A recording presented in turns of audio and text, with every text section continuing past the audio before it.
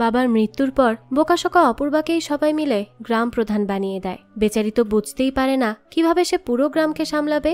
এর মধ্যেই গ্রামে দেখা দেয় এক বিশাল সমস্যা। কবর খোদক মনীষ জানায় তাদের গ্রামের কবরস্থানে জায়গার স্বল্পতা দেখা দিয়েছে। তাহলে এবার মানুষ মারা গেলে তারা কোথায় দাফন করবে? এই নিয়েই তো গ্রামে হুলস্থুল শুরু হয়ে যায়, কারণ সবাই চায় তাদের দাফন এই গ্রামেই হবে। এবার এই বোকাশোকা অপূর্বা কি করবে? সে কি পারবে গ্রামের এই জটিল সমস্যার সমাধান বের করতে? সেটাই চলুন দেখে আসা যাক আজকের গল্প উপ্পু কাপ্পুরাম্বুতে।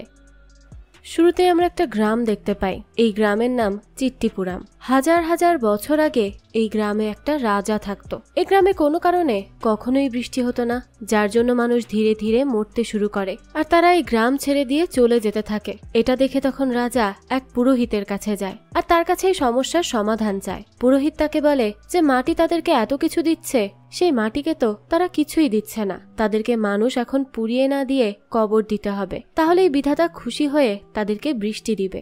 রাজাও তখন এটা করে আর বিধাতা আসলেই খুশি হয়ে বৃষ্টি দিতে থাকে। কিন্তু একদল মানুষ তখন বলতে থাকে যে তাদের সংস্কৃতি হলো মানুষ মারা গেলে পুড়িয়ে ফেলা, এর বদলে তারা তাকে মাটিতে পুঁতে ফেলতে পারবে না। এর জন্য কিছু মানুষ যখন গ্রাম থেকে চলে যেতে থাকে তখনই মাটিতে পুঁতে ফেলার নির্দেশ উঠিয়ে নেওয়া হয়। তারপর আবারও গ্রামে বৃষ্টি হওয়া বন্ধ হয়ে যায়, যার জন্য মানুষ মারা গেলে মাটিতে পুঁতে ফেলার নির্দেশ আবারও দেওয়া হয়। আর তারপর থেকে এই নির্দেশ আর কখনোই কেউ পরিবর্তন করতে পারেনি। এরপর বর্তমানে দেখা যায় এই গ্রামের গ্রাম প্রধান মারা গিয়েছে, তাই তাকে সমাধিস্থ করতে গোরস্থানে আনা হয়। সেখানে আনার পরে আমরা গ্রামের দুজন প্রভাবশালী লোকদের দেখতে পাই।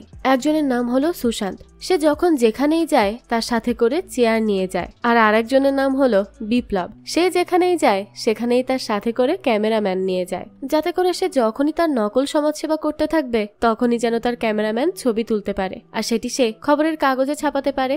অর্থাৎ তারা দুজন মোটেই ভালো মানুষ ছিল না।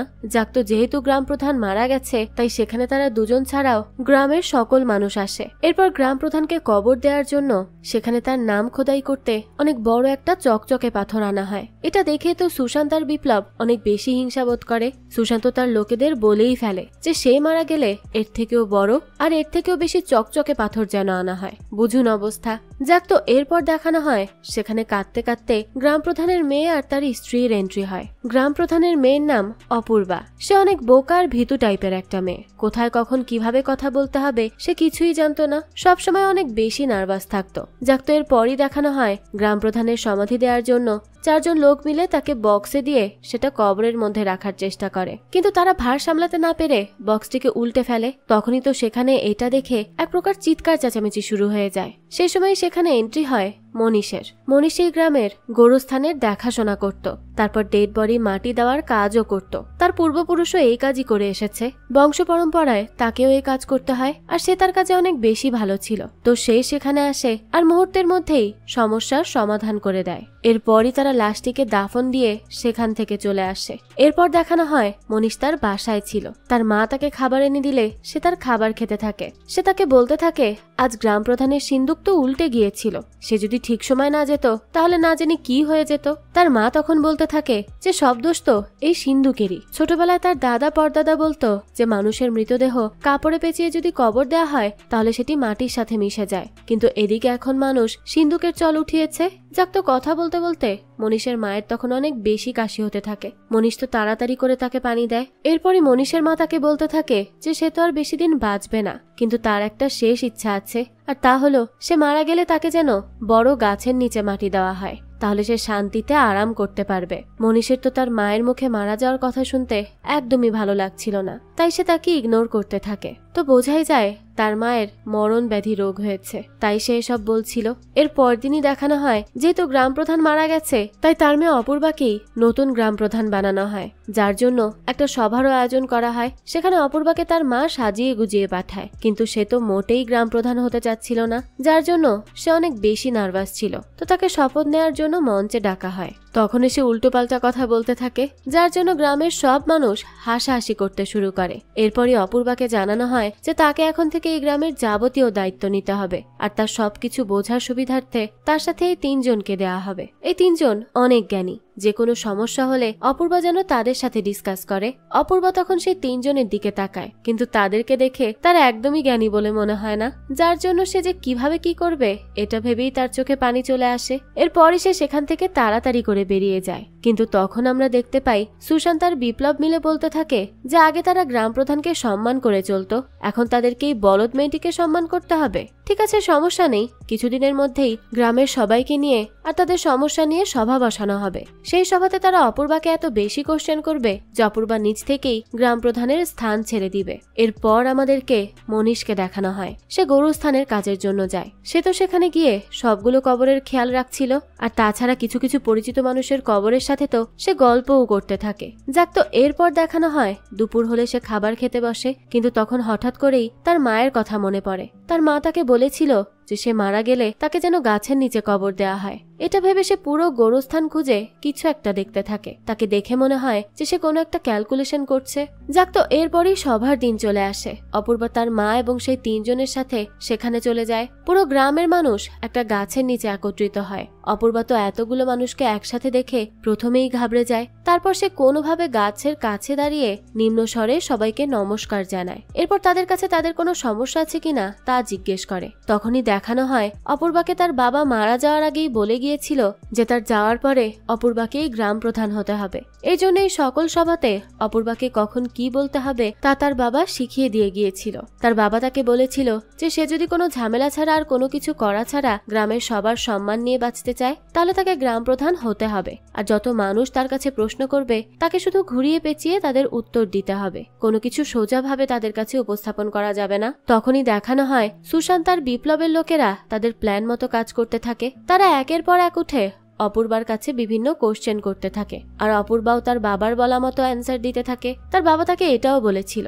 যে সুশান্ত আর বিপ্লবের লোকেরা তাকে তার পথ থেকে সরানোর জন্য অনেক ধরনের প্রশ্ন করবে। তো সবার প্রশ্নের উত্তর দিতে দিতে গ্রামের সবাইও হাঁপিয়ে যায়, তার সাথে সাথে অপূর্বাও হাঁপিয়ে যায়। তার অ্যান্সার শুনে সবাই অনেক বেশি খুশিও ছিল। এরপর যখন সভা শেষ করা হবে ঠিক তখনই মনীষ প্রশ্ন করার জন্য হাত তোলে। সে অপূর্বাকে বলতে থাকে যে তাদের গ্রামে আরো একটি সমস্যা আছে, আর সেটি অনেক বড় সমস্যা। তাদের গোরস্থানের জায়গা শেষ হয়ে যাচ্ছে, যতটুকু জায়গা খালি আছে সেখানে শুধু 4 জনকেই মাটি দেওয়া যাবে। এটা শুনে তো সবাই অনেক বেশি অবাক হয়ে যায়, আর তারা অপূর্বার কাছে এর সমাধান জানতে চায়। কিন্তু অপূর্বার বাবা তো তাকে এই সমস্যার কোনো সমাধান দিয়ে যায়নি, আর তাকে বলে গিয়েছিল যে যদি কেউ কখনো কোনো নতুন প্রশ্ন করে তাহলে অপূর্বাকে মনে করতে হবে যে তার ভাগ্য আসলেই খারাপ, আর সেই সমস্যার সমাধানের জন্য তাকে সেই কাজ করতে হবে যেই কাজ সে তার জীবনে কখনোই করেনি। তাকে তার ব্রেইন ইউজ করতে হবে। তো অপূর্বা তখন একদমই চুপ হয়ে যায়। সে বলতে থাকে যে এই সমস্যার সমাধান সে কিভাবে দিতে পারে। এই সুযোগে বিপ্লব উঠে দাঁড়ায় আর বলে যে কেন, সে তাদের গ্রামের গ্রাম প্রধান, তাকে তো তাদের সমস্যার সমাধান দিতেই হবে। অপূর্বা তখন বলে যে তাকে এই সমস্যার সমাধান দিতে 2 দিন সময় দিতে হবে, ঠিক করে বিবেচনা করে সে তাদেরকে সমাধান জানাবে। এটা বলে সে ঘামতে ঘামতে সেখান থেকে বাসায় চলে আসে। এরপর এসেই তো রুমের দরজা আটকে সে কাঁদতে থাকে, চিৎকার করে করে কাঁদতে থাকে, আর তার এই খারাপ সিচুয়েশনের জন্য সে তার বাবাকেই দায়ী করতে থাকে। এরপর দেখানো হয় পুরো গ্রাম তো এই সমস্যা নিয়ে চিন্তা করতে শুরু করে দেয়, কারণ এটা তো আসলেই চিন্তার মতো একটা বিষয় ছিল। এরপর একদিন দেখানো হয় মনীষ তার মেয়ের চেক আপ করানোর জন্য তাকে নিয়ে হাসপাতালে যায়। তো সেখান থেকে আসার পথে মনীষের মা মনীষকে বলতে থাকে যে সে কি তার বলা কথা মনে রেখেছে। মনীষ তখন তাকে বলতে থাকে যে মানুষ এখানে দাফন হওয়ার জন্য জায়গা পাচ্ছে না, আর তাকে কিনা গাছের নিচে দাফন হতে হবে। তখন তার মা খুবই রেগে যায় আর বলতে থাকে যে তাদের বংশ যুগের পর যুগ, শতাব্দীর পর শতাব্দী গোরস্থানের কাজ করে গেছে, তো তাদের তো এটা অধিকার যে তারা তাদের পছন্দ মতো জায়গায় দাফন হতে পারবে। তাই মনীষকে যে করেই হোক তার এই শেষ ইচ্ছা পূরণ করতেই হবে। মনীষও তখন চাপের মুখে পড়ে যায়। এরপর আমাদেরকে অপূর্বাকে দেখানো হয় সে তার অফিসে গিয়ে সেই 3 জনের সাথে দেখা করে। তারা নাকি এক্সপার্ট, কিন্তু তারা তো তাকে কোনো সমাধানই দিতে পারে না। সব সময় 3 জন মিলে খাবার খাওয়ার তালেই থাকে, আর যেন কোনো কাজ নেই। যাক, তো তখন অপূর্বাই অনেক খুঁজে গ্রামের নকশা বের করে, আর সেখানে যে জমিগুলো আছে সেই জমিগুলোতে গোরস্থান বানানোর কথা ভাবে। কিন্তু তারা যেই জমির মালিকের কাছেই তাদের অফার নিয়ে যায় তারাই তাদেরকে সেখান থেকে তাড়িয়ে দেয়। কোনো জায়গায় তারা 1 ফোঁটা জমিও পায় না। অপূর্বার তো তখন মাথায় কাজ করছিল না। সে তার সাথে থাকা সেই তিনজনকে বলতে থাকে যে এত কিছু না ভেবে মানুষকে তাদের পরম্পরা মতো পুড়িয়ে দিলেই তো হয়। এই কথা শুনে তারা তিনজনই তো না না বলতে থাকে আর তার দিকে এগিয়ে আসে। অপূর্বা তো তাদের এমন রিয়াকশন দেখে অনেক বেশি ঘাবড়ে যায়। সে বলে যে কি হয়েছে। লোকগুলো তখন তাকে বলে এর আগে একটা লোক মানুষকে পুড়িয়ে ফেলার কথা বলেছিল, তাকে গ্রামের সবাই মিলে অনেক মারধর করেছে আর তার পুরো গোষ্ঠী ধরে এই গ্রাম থেকেই বের করে দেওয়া হয়েছে, তাই সে যেন ভুলেও তার মুখে এই কথা না আনে। অপূর্বা তো তখন একদমই ক্লুলেস হয়ে যায়, তার মাথায় আর কোনো বুদ্ধিই আসে না। এরপর অনেক ভেবে সে ঠিক করে যে যেই লোক তাকে সমস্যার কথা বলেছে সে তার সাথেই দেখা করে কিছু একটা উপায় বের করবে। তাই সেদিন রাতেই সে মনীষের বাসায় চলে যায়। মনীষ তখন তাকে বলে যে গ্রাম প্রধান হয়ে তার এভাবে মানুষের বাসায় যাওয়ার কোনো দরকার নেই, সে নিজে তার বাসায় মানুষকে ডাকবে। কিন্তু অপূর্বা তো বোকা ছিল, সে তো এটাও জানতো না। যাক, তো এরপরই অপূর্বা তাদের বাসার মধ্যে প্রবেশ করে। সে মনীষকে বলতে থাকে যে আসলে তার এই সমস্যার সে কোনো সমাধান খুঁজে পাচ্ছে না। আশেপাশের জমি খোঁজার চেষ্টাও করেছে সে, কিন্তু এক ফোঁটা জমিও তারা পায়নি। তো এখন সে কি করবে? মনীষ তাকে বলতে থাকে যে আসলে এর সমাধান তো সে নিজেও জানে না। অপূর্বা তাকে বলে যে আচ্ছা, তারা যদি এমন একটি লিস্ট বের করে যেখানে কিছুদিনের মধ্যে গ্রামের যারা যারা মারা যেতে পারে তাদের নাম লেখা থাকবে, তাহলে হয়তো কিছুটা সুবিধা হতো। তারা প্রথমে তাহলে সেই কয়জনের ব্যবস্থা করবে, আর তারপর মানুষ মরতে তো সময় লাগবে, তাই না? যার জন্য তারা সমস্যার সমাধান বের করার আরো কয়েক বছর সময় পেয়ে যাবে। তখন সে মনীষকে আরো বলে যে এই গ্রামে একমাত্র মনীষী আছে যে কিনা মানুষের মুখ দেখে বলে দিতে পারবে যে সে কিছুদিনের মধ্যে মারা যাবে কিনা। তাই মনীষ যেন কালকের মধ্যে তাকে এমন একটা লিস্ট বানিয়ে দেয়।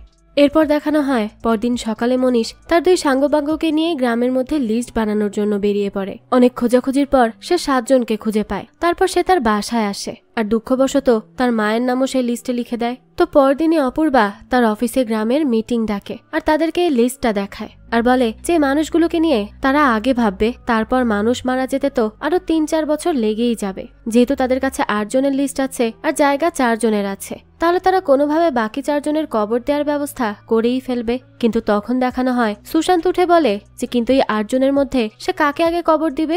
অপূর্বা বলে যে এটা কেমন প্রশ্ন, যে আগে মারা যাবে তাকে আগে কবর দেওয়া হবে? একথা শুনে সুশান্ত বলতে থাকে যে কিন্তু সে তো তার কবর গোরস্থানের বাইরে কোথাও হতে দিবে না। সেই গ্রামের প্রভাবশালী একজন লোক, তার কবর এই গোরস্থানের মধ্যেই দিতে হবে। তখন বিপ্লবা বলতে থাকে যে তার দাদা মারা গেলেও তাকে গোরস্থানেই কবর দিতে হবে। তখন তাদের দুই পক্ষ অর্থাৎ সুশান্ত আর বিপ্লবের পক্ষের মধ্যে ঝগড়া শুরু হয়ে যায়, কে বেশি প্রভাবশালী এই নিয়ে কথা ওঠে। এদিকে তো অপূর্বা এত কিছু করার পরেও কোনো সমাধান বের করতে পারল না, তাই সে আবারও চিন্তায় পড়ে যায়। সেদিন রাতে দেখানো হয় অপূর্বা মনীষের সাথে দেখা করে আর তাকে বলতে থাকে এখন সে কি করবে। মানুষ এখন গোরস্থানের জায়গার জন্য লড়াই করছে, এটা কোনো কথা? মনীষ তখন তাকে শান্ত হয়ে বসতে বলে। এরপর তাকে বলতে থাকে যে অপূর্বা কি জানে যে তারা ছোটবেলায় একই স্কুলে পড়তো আর তারা একে অপরের ভালো বন্ধুও ছিল। একবার অপূর্বা হোমওয়ার্ক করে না আসায় মনীষ তাকে তার নিজের হোমওয়ার্কের খাতা দিয়ে দিয়েছিল, যার জন্য টিচার সেদিন তার অনেক প্রশংসা করেছিল। অপূর্বা জানায় তার তো কিছুই মনে নেই। মনীষ বলতে থাকে কিন্তু তার সব কথা খুব ভালো করে মনে আছে। অপূর্বা সেদিন তাকে বলেছিল যে সে তাকে সাহায্য করেছে, এর জন্য সেও বড় হয়ে একদিন তাকে সাহায্য করবে। এই বলে মনীষ বলে যে আসলে তার মা অনেক বেশি অসুস্থ, যে কোনো সময় মারা যেতে পারে, আর তার একমাত্র ইচ্ছা যে তাকে যেন এই গ্রামেই দাফন করা হয়। আর যদি তার এই ইচ্ছা পূরণ না হয় তাহলে সে অনেক কষ্ট পাবে। এটা শুনে তখন অপূর্বা তাকে বলতে থাকে যে এখন সেও যদি এমন করে তাহলে কিভাবে হয়, কিন্তু সে তার কাছে ক্ষমা চেয়ে নিচ্ছে, কারণ তার মাকে এখানে দাফন দেওয়ার বিষয়টা সে নিশ্চিত করতে পারবে না। মনীষ বলতে থাকে যে তাও ঠিক, অপূর্বার তো করার কিছুই নেই, সবার স্বপ্ন তো সবসময় পূরণ হয় না। এই বলেই কষ্ট পেয়ে সে সেখান থেকে চলে যায়। এরপর দেখানো হয় অপূর্বা পরদিন তার লোক পাঠিয়ে গ্রামে অ্যানাউন্স করায় যে কোন 4 জনকে দাফন করা হবে এখানে, সেই 4 জনের নাম আজ লটারি করে বের করা হবে। তখন এই লটারির জন্য অনেক বড় করে আয়োজন করা হয়। অপূর্বা তো এত আয়োজন করার কথা বলেওনি, কিন্তু তার সেই 3 জন লোক নিজের মাথা খাটিয়ে এমনটা করে। যাক, তো এরপর গ্রামের সবাই সেখানে জড়ো হয়। অপূর্বাও আসে। সে এসে ওই 8 জনের লিস্টের সাথে সুশান্ত এবং বিপ্লবের দাদাকে অ্যাড করে, তারপর তাদের নামে চিরকুট বানায় আর একটা বাচ্চা মেয়েকে দিয়ে 4টি নাম ওঠায়। সেখানে প্রথমে 2 জন মহিলার নাম ওঠে, তারপর বিপ্লবের দাদার নাম এবং শেষে সুশান্তের নাম ওঠে। কিন্তু এইটা দেখে অপূর্বার মনীষের বলা কথাগুলো মনে পড়ে, তাই সে সুশান্তের নামের জায়গায় মিথ্যা বলে যে মনীষের মায়ের নাম উঠেছে।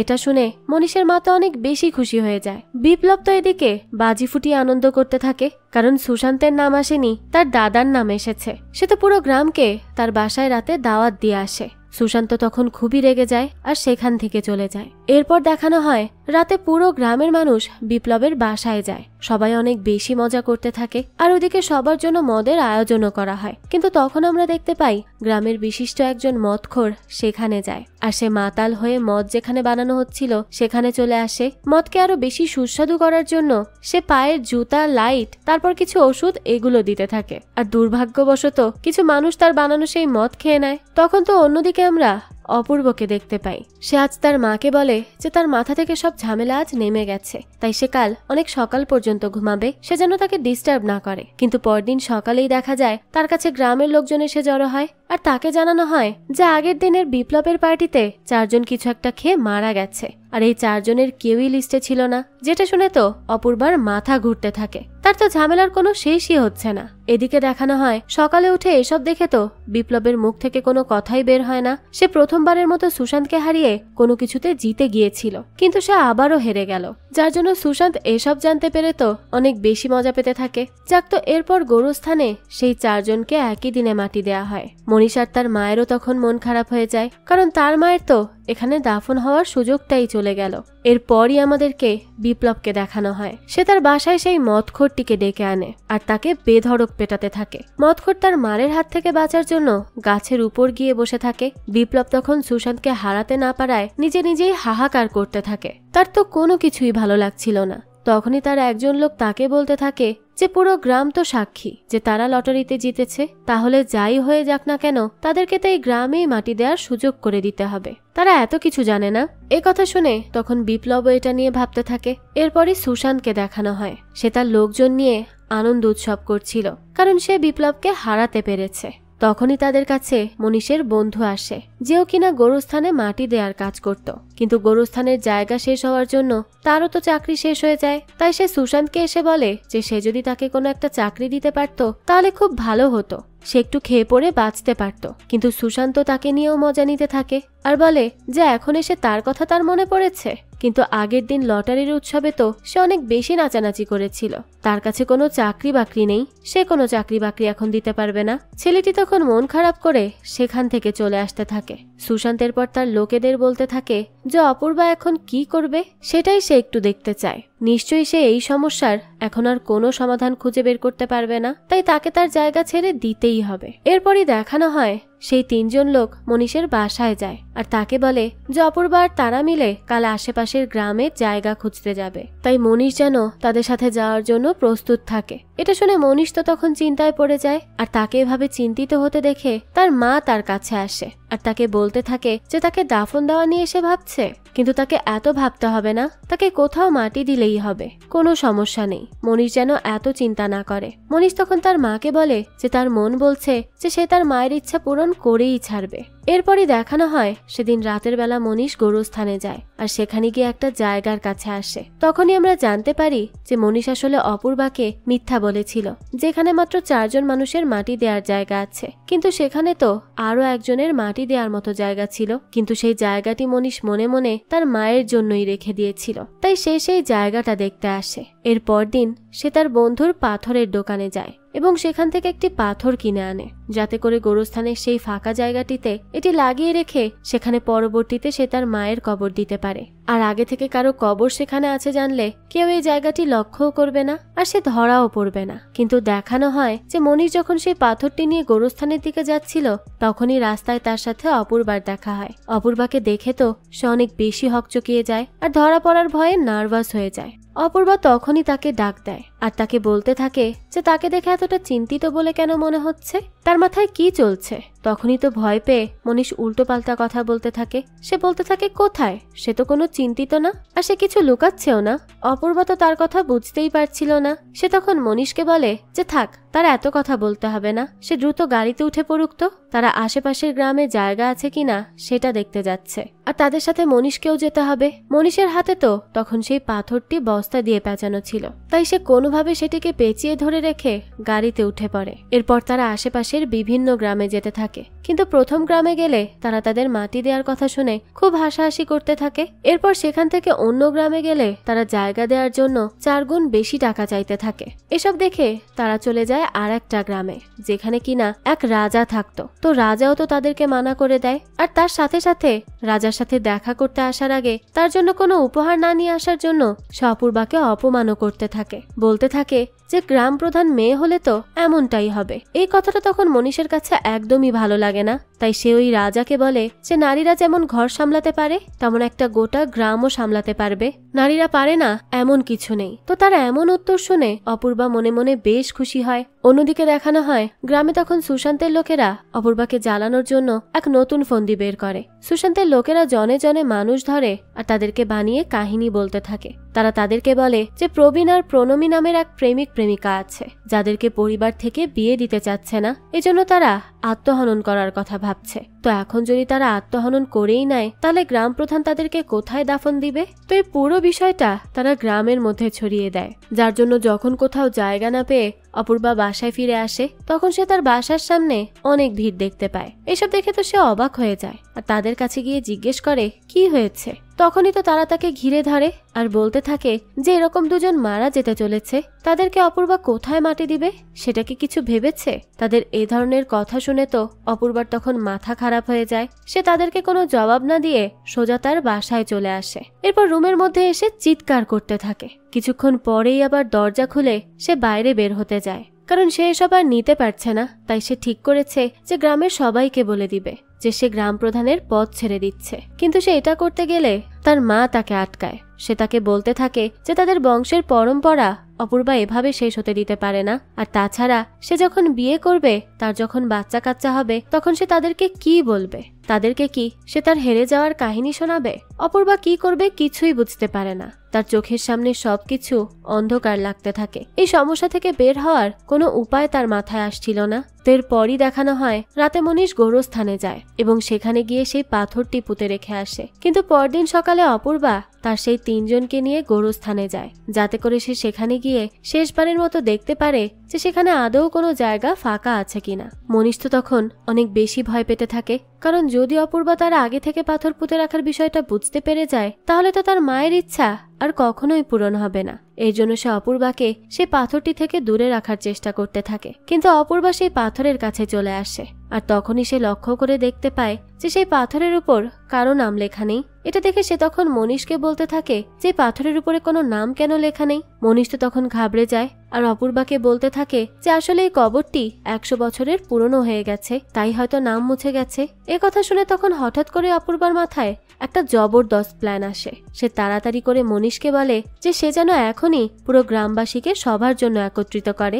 সেই অনুযায়ী সব গ্রামবাসীকে একত্রিত করা হয়। এরপর অপূর্বা সবাইকে উদ্দেশ্য করে বলতে থাকে যে যেহেতু তাদের এই গ্রামে কাউকে মাটি দেওয়ার জন্য আর কোনো জায়গা বেঁচে নেই, তার সাথে সাথে তারা আশেপাশের গ্রামেও জায়গা খোঁজার চেষ্টা করেছে, কিন্তু সেখানেও কোনো রকম জায়গা খুঁজে পায়নি। তাই সে সিদ্ধান্ত নিয়েছে যে গোরস্থানে যে সকল কবরের নাম মুছে গেছে সেই সব কবর খুঁড়ে সেখান থেকে তাদের লাশের অংশাবশেষ যা বেঁচে আছে সেটিকে বের করে পুজো করে পানিতে ভাসিয়ে দেওয়া হবে, তাহলেই তো তারা জায়গা পাবে। এটা শুনে তখন গ্রামের পুরোহিত বলতে থাকে যে সে এমনটা করতে পারে না, কিন্তু অপূর্বা তার মুখ বন্ধ করে দেয় এটা বলে যে কোথাও তো এমনটা করতে মানা করা হয়নি, তাই তারা এটা করতেই পারে আর তারা এমনটাই করবে। তো গ্রামবাসীর কাছে তখন তার এই সমাধান অনেক বেশি ভালো লাগে। কিন্তু সুশান্ত আর বিপ্লব অপূর্বার জীবনে সমস্যা ক্রিয়েট না করতে পারায় অনেক বেশি ডিসঅ্যাপয়েন্টেড হয়ে যায়। যাক, তো এরপর দেখানো হয় অপূর্বা তার সেই 3 জন লোককে বলে যে তারা যেন পরদিন গোরস্থানে গিয়ে সেখানে পুরনো যে সকল কবর রয়েছে আর যে সকল কবরের নাম মুছে গেছে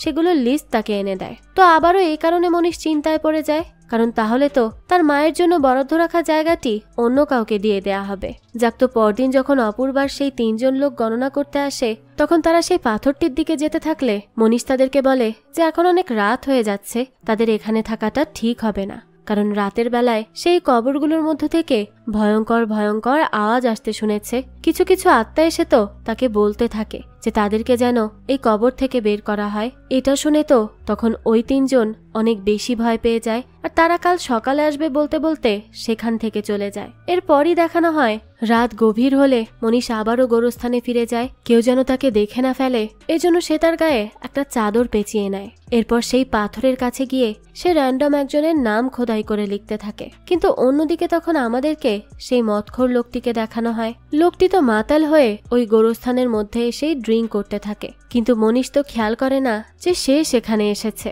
তাই সে খোদাই করতে থাকে তার মতো। কিন্তু লোকটি তো তখন তার খোদাই করার শব্দ শুনে অনেক বেশি ভয় পেয়ে যায় আর মনে করে যে কোনো ভূত হয়তো এমনটা করছে।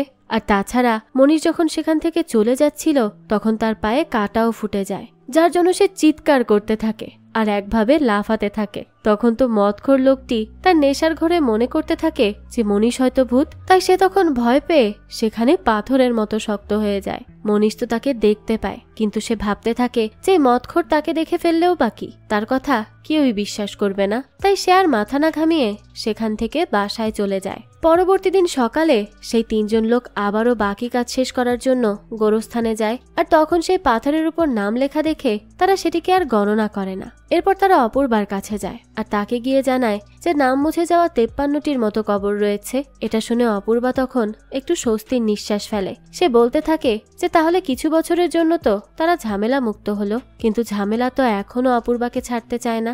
আমাদেরকে সেই মদখোরকে দেখানো হয়, তাকে তার পরিবারের লোক খুঁজতে খুঁজতে সেই গোরস্থানের মধ্যে থেকে উঠিয়ে আনে। লোকটি তো তখনও ফ্রিজ হয়েই ছিল, তাই তার পরিবারের সবাই গ্রামের পুরোহিতকে ডেকে আনে। পুরোহিত তার গায়ে গঙ্গা জল ছিটাবে তার আগেই লোকটির জ্ঞান ফিরে আসে। আর এর সাথে সাথেই সে ভূত দেখেছে এই বলে পুরো গ্রামের মধ্যে চিৎকার করে দৌড়াতে থাকে। পুরো গ্রাম তো তখন এটা শুনে অনেক বেশি অবাক হয়। তারা জানতে পারে যে লোকটি আগের দিন রাতে গোরস্থানে ভূত দেখেছে।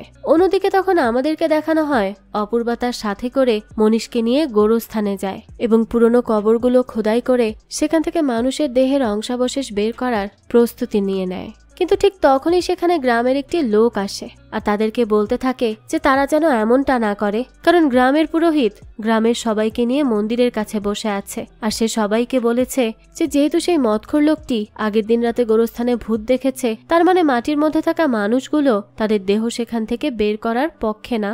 আর যদি তাদেরকে তাদের ইচ্ছার বিরুদ্ধে মাটি থেকে বের করা হয় তাহলে তারা প্রত্যেকে শয়তানে পরিণত হবে। আর এভাবে যদি গ্রামের মধ্যে আত্মারা ঘুরে বেড়ায় তাহলে তো তাদের এই গ্রামে থাকাই মুশকিল হয়ে যাবে। তাই তারা কোনোভাবেই মাটি খুঁড়ে মানুষের অংশাবশেষ বের করতে পারবে না।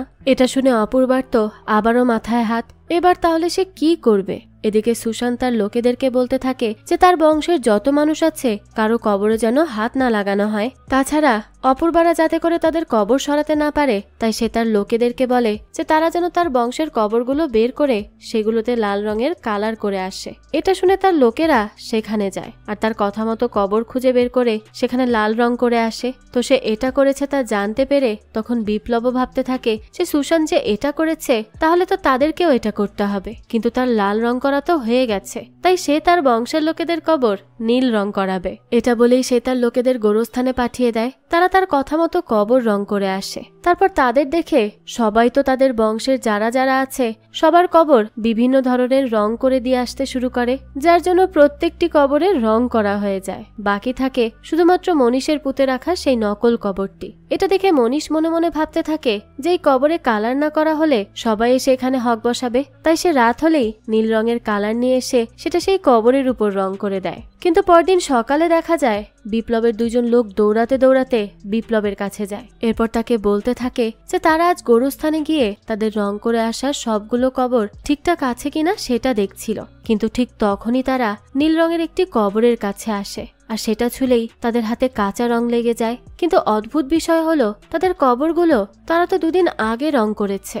এই সময়ের মধ্যে তো রং শুকিয়ে যাওয়া উচিত। তার মানে কেউ একজন কবরের জায়গা বরাদ্দ করার জন্য সেখানে নকল পাথর বসিয়েছে। এই কথা জানতে পেরে তো তখন বিপ্লব পুরো গ্রামে এই জিনিসটা ছড়িয়ে দেয় আর তার লোকেদের বলে যে তারা যেন এই নকল পাথর কে লাগিয়েছে সেটা খুঁজে বের করে। কিন্তু তার লোকেরা তাকে বলতে থাকে যে আসলে তারা একটু মাতাল ছিল, যার জন্য সেই কবরটা আসলে কোনটা ছিল তা তাদের মনে নেই। বিপ্লব এই কথা শুনে তাদের বলতে থাকে যে তারা এখনই যেন তা খুঁজে বের করে। তো পুরো গ্রামে এসব জানাজানি হয়ে গেলে গ্রামের সবাই তো সেই নকল কবর খুঁজতে বেরিয়ে পড়ে। কিন্তু তখন দেখা যায় যখন তারা সবগুলো কবর পড়ে পড়ে দেখছিল তখনই তারা জানতে পারে যে তাদের পূর্বপুরুষেরা কিভাবে মারা গিয়েছিল। আর এর ফলে কার দাদাকে কিভাবে 100-200 বছর আগে মেরে ফেলেছে তাই নিয়ে এলাকার লোকেদের মধ্যে ঝগড়া শুরু হয়ে যায়। সবাই মিলে একেবারে হুলুস্থুল করতে শুরু করে দেয়। এরপরই আমাদেরকে দেখানো হয় অপূর্বাকে। সে তার বাসায় মনীষকে ডেকে পাঠায়। মনীষ সেখানে আসলে সে তার কাছে জিজ্ঞেস করে যে গোরস্থানে নকল একটি কবর পাওয়া গেছে।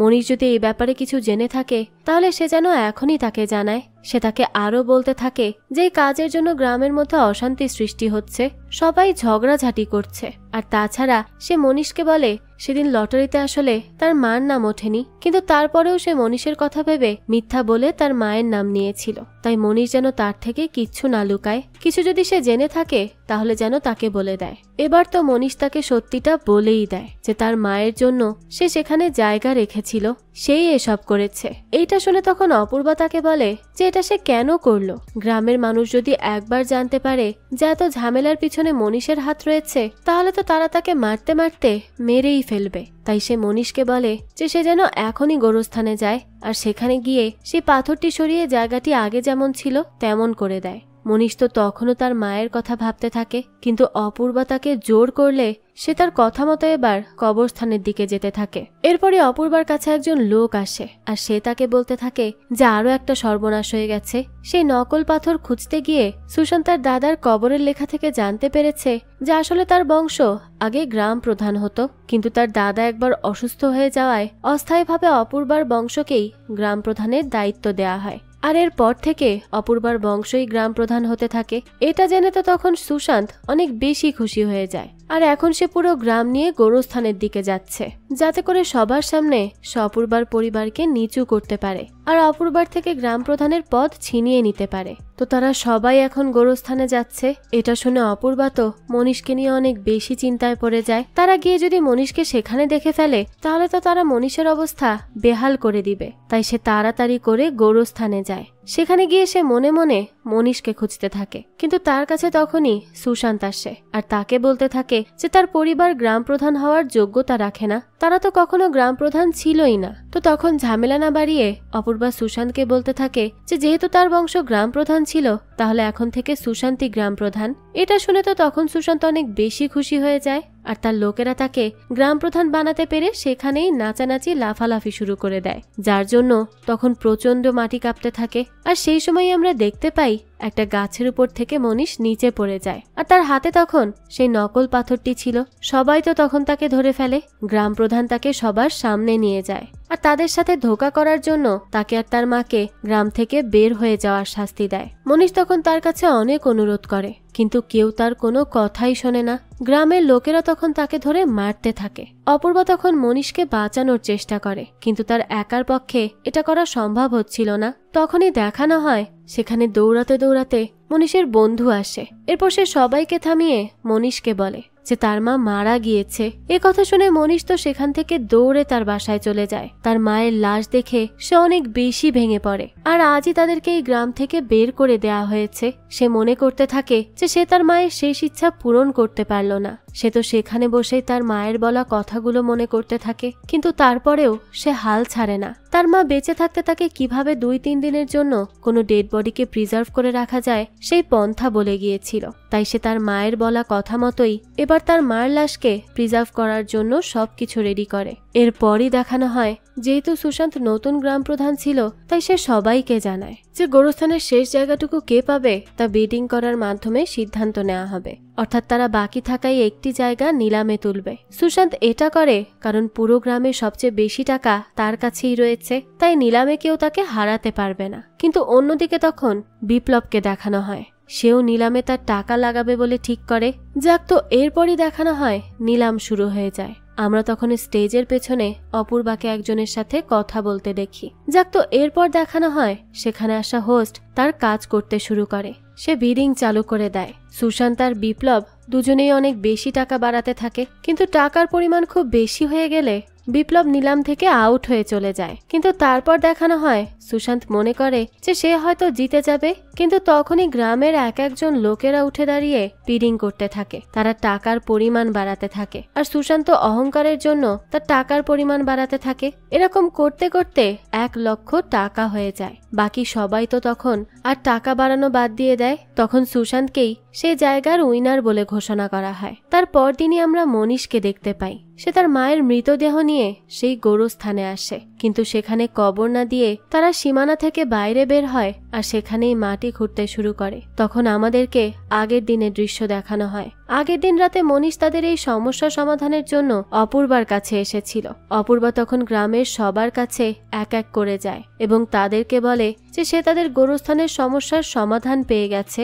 যদিও সে এখন তাদের গ্রাম প্রধান নেই, তাও সে এখনো তাদের ভালোই চাচ্ছে। তাই তারা যেন সুশান্ত বা বিপ্লবের লোকেদেরকে একদমই না জানিয়ে রাতের অন্ধকারে তার বাসায় চলে আসে। গ্রামের সবাই তখন তার কথা শোনে আর তার বাসায় সুশান্ত আর বিপ্লবকে না জানিয়ে চুপি চুপি চলে যায়। কিন্তু সেখানে গিয়ে মনীষকে দেখে তারা অনেক বেশি রেগে যায়। অপূর্বা তখন তাদেরকে শান্ত হতে বলে আর বলতে থাকে যে মনীষ না হয় একটা ভুল করে ফেলেছে, কিন্তু সে আর তার পরিবার যে এত বছর ধরে পরিশ্রম করে তাদের সবার যেন সমাধি ঠিকভাবে হয় সেটা দেখে এসেছে, তার কি কোনো মূল্য নেই? তারা অন্তত সেই দিক থেকে চিন্তা করে আজকে যেন মনীষের কথাগুলো শোনে। তখন তারাও শুনতে রাজি হয়। মনীষ তখন তাদেরকে বলতে থাকে যেই কয়দিন সে তাদের ঝগড়া ঝামেলার জন্য গোরস্থানে গিয়ে কার দাদাকে তারপর তার দাদার দাদাকে এভাবে খুঁজে খুঁজে জানতে পেরেছে যে অনেক বছর আগে এই গ্রামে 4 ভাই থাকার জন্য এসেছিল আর তাদের থেকে এই গ্রামের সবার জন্ম হয়। তার মানে তারা সবাই হলো এক বংশের, তাদের মধ্যে কোনো ভেদাভেদ নেই। তাই তাদেরকে এখন একত্রে মিলে এই সমস্যার সমাধানে কাজ করতে হবে।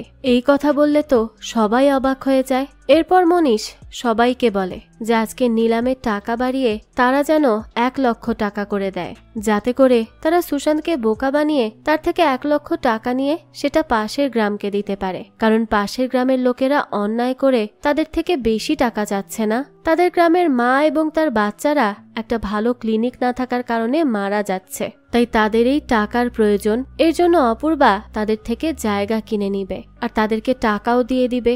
এর ফলে 2 গ্রামেরই উপকার হবে। তো মনীষের এই কথা শুনে তখন সেখানে থাকা সবাই তাদের ভুল বুঝতে পারে আর এটা করারই সিদ্ধান্ত নেয়।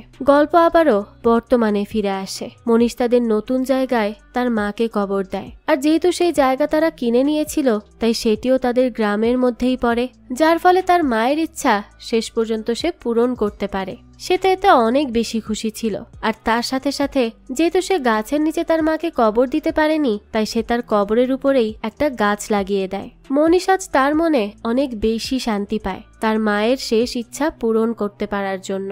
এরপরই আমরা কয়েক বছর পরের দৃশ্য দেখতে পাই, যেখানে মনীষ তার মায়ের কবরের গাছের নিচে শুয়ে থাকে আর বলতে থাকে যে তার মা আসলেই ঠিক বলেছিল, গাছের নিচে থাকার আসলেই অনেক শান্তি। এরপর আমাদেরকে মনীষের মায়ের মৃত্যুর কয়েকদিন পরের দৃশ্য দেখানো হয়, অর্থাৎ আমাদেরকে আবারও অতীতে নিয়ে যাওয়া হয়। গ্রামবাসীরা সুশান্তের বাসায় ভিড় করে, কারণ সুশান্ত তাদের থেকেই শয়তানি করে টাকা নিয়ে সেটা দিয়ে গোরস্থানের মাটি কেনে। গ্রামবাসীরা তো এসব জানতে পেরে তার কাছে তাদের টাকা ফেরত চাইতে থাকে। তারা সবাই ক্ষুব্ধ ছিল, কিন্তু তখন সুশান্ত তাদের কাছে অনুরোধ করে যে তারা যেন পূর্বের কথা ভুলে যায় আর তাকে মাফ করে দেয়। তখন দেখা যায় সেই লোকেরাও তাকে মাফ করে দিয়ে সেখান থেকে চলে যেতে থাকে আর বলতে থাকে যে যেহেতু সুশান্ত তাদেরকে কয়েকদিন আগের কথা ভুলে যেতে বলেছে, তাই তারা 100 বছর আগে কিভাবে তার পরিবারের বদলে অপূর্বার পরিবার গ্রাম প্রধানের দায়িত্ব পেয়েছিল তাও ভুলে যাবে আর তাকেই আবারও তাদের গ্রাম প্রধান বানাবে। এইদিকে দেখানো হয় সব সমস্যার সমাধান হওয়ার জন্য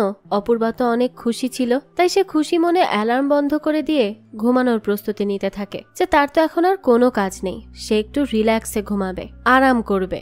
সে বলতে থাকে যে তাকে জ্বালানোর মতো আর কোনো কিছুই নেই। কিন্তু তার পরদিন সকালেই দেখা যায় তার বাসায় আবারও গ্রামের লোকেরা চলে আসে আর বলতে থাকে যে মহা সমস্যা হয়ে গেছে। সবাই এখন বলছে যে তাদের সব সমস্যার সমাধান নাকি শুধু অপূর্বাই দিতে পারবে। এইসব শুনে তো অপূর্বা অবাক হয়ে যায়, কারণ এখন থেকে হয়তো সারা জীবন তাকে গ্রামের মানুষের দায়িত্বই পালন করে যেতে হবে। তার শখের ঘুম হয়তো আর ঘুমানো হলো না। আর এমন একটি হাস্যকর দৃশ্যের মাধ্যমে গল্পটি এখানেই শেষ হয়। একেবারে বোকাশোকা আর অলস একটা মেয়ে, যাকে নিয়ে কারো কোনো আশাই ছিল না, সেই পুরো গ্রামের দায়িত্ব নিয়ে সবাইকে একেবারে চমকে দিল। আসলে চেষ্টার অধ্যাবসায় থাকলে আর মনের দৃঢ়তা থাকলে যে কোনো মানুষই যে কোনো কিছু করতে পারে। অপূর্বার এই গল্পটা তারই প্রমাণ। যাক, এই তো ছিল আজকের গল্প। অপূর্বার জীবনের এই গল্পটি আপনাদের কাছে কেমন লেগেছে সেটা অবশ্যই আমাদেরকে কমেন্ট করে জানাবেন। যদি এতটুকু ভালো লেগে থাকে তাহলে একটি লাইক দিয়ে যাবেন। আর হ্যাঁ, আমাদের এই চ্যানেলে কিন্তু প্রতিনিয়তই নতুন নতুন ভিডিও আপলোড করা হয়। সেই সব ভিডিওর আপডেট পেতে আমাদের চ্যানেলটিকে সাবস্ক্রাইব করে বেল আইকনে অল দিয়ে রাখতে কিন্তু ভুলবেন না। আর একটা কথা, আমাদের সকল ভিডিওর আপডেট পেতে জয়েন করতে পারেন আমাদের হোয়াটসঅ্যাপ চ্যানেলে, লিংক ডেসক্রিপশন বক্সেই দেয়া আছে। আজকে তাহলে এই পর্যন্তই, আবারও হাজির হব নতুন কোনো ভিডিও নিয়ে। সেই পর্যন্ত সবাই ভালো থাকবেন আর আমাদের চ্যানেলের সাথেই থাকবেন। ধন্যবাদ।